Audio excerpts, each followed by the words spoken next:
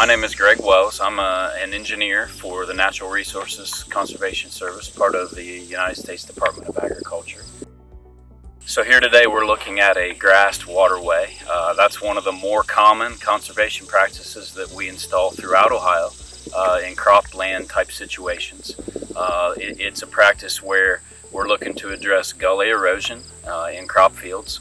We're hoping to stop that erosion, eliminate the gully, protect the topsoil and keep it on the farm, and thereby improve water quality by reducing sedimentation.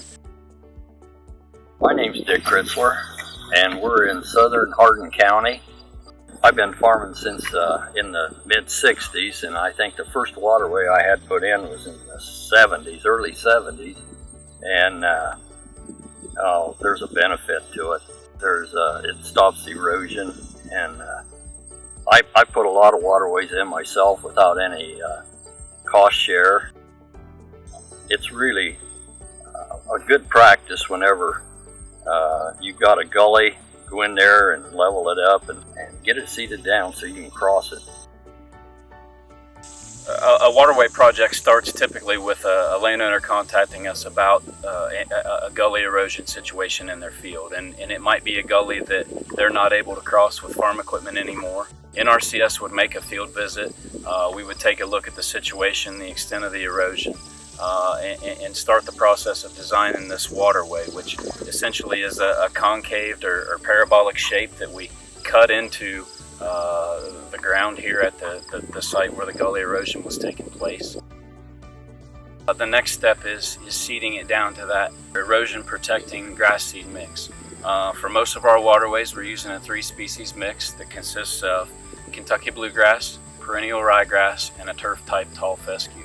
All three of those are known to be good grass stands that will protect and create that blanket or carpet on the soil surface and help prevent erosion for years to come. After we seed it, you see a straw blanket here, straw mulch of some sort, and we're commonly using blankets now, are critical to helping to get that grass stand established. This is a waterway that was just constructed. You'll notice there's piles of dirt here along the waterway. They're on both sides. That's the spoil dirt that we removed when we created this concave shape for the waterway itself. As soon as these soybeans are harvested here in about a month, the farmer or contractor will come in here and they'll spread out the spoil dirt, and that area will go back to being cropped next year up to the edge of the waterway. The design lifespan of a waterway is 10 years. However, if they're well maintained, they can last longer than that. Maintenance of the waterway typically is mowing that grass stand once a year.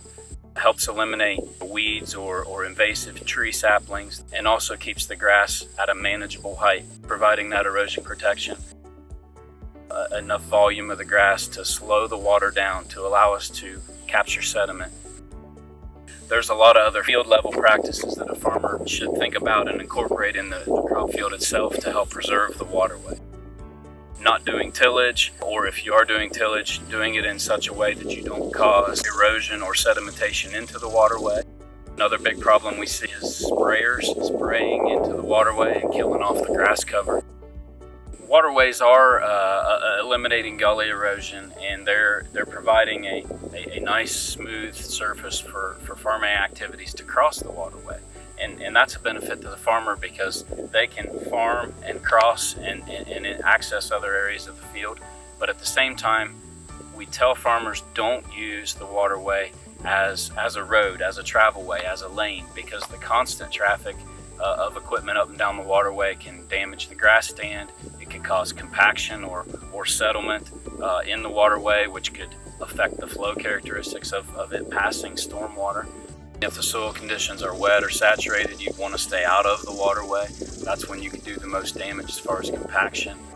Fall, winter, if the soil surface is getting wetter, and the same in the early spring, would be areas to stay out of the waterway, except for that occasional crossing and traffic. Companion practices that we would also typically install with a grass waterway, probably the most important one is subsurface drainage or a field tile. In almost all of our waterways, we're locating a field tile along the edge of the waterway. That helps to keep the soil profile dry here, especially in the bottom of the waterway where we see the most storm flow. If we keep that soil profile dry, it lets that grass stand remain vigorous, doesn't drown out the grass. Oftentimes we will install a grade stabilization structure, we call it, or an outlet structure at the end of a waterway. Sometimes we have to move that water from point A to point B between the waterway and an outlet, and a grade stabilization structure such as a rock chute, a rock pad. Sometimes we'll have concrete drop boxes or structures, are ways that we safely move that water and protect the outlet of the waterway. Conservation's always been a big thing in my family.